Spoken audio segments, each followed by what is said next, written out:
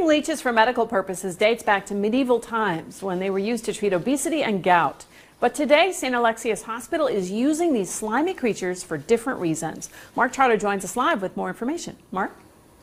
That's right, Monica. They're squirmy and slimy, but surprisingly, leeches are being used at St. Alexius Hospital to help those who have had a traumatic injury.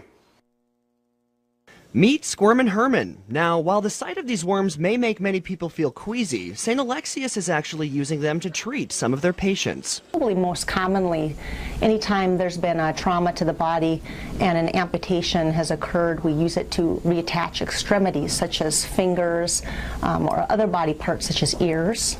Since leeches contain a natural blood thinner, they prevent the blood around the wound from clotting, which ultimately allows for easier reattachment of an extremity. And they'll suck typically for about 25 minutes until they're full, and which typically on average is about 5 mils or a teaspoon of blood.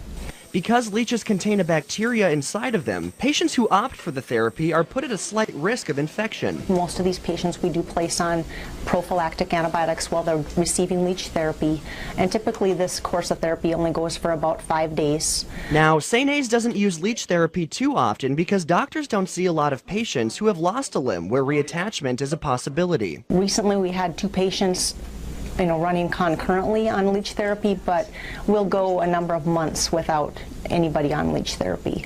It's an unusual therapy that's one of a kind. It may be gross, but it's a treatment that could make severing your finger suck a little less. Now, leeches can't be used on just any patient. They must be prescribed by a doctor and distributed by a pharmacist. Ellen, back to you. All right, thanks.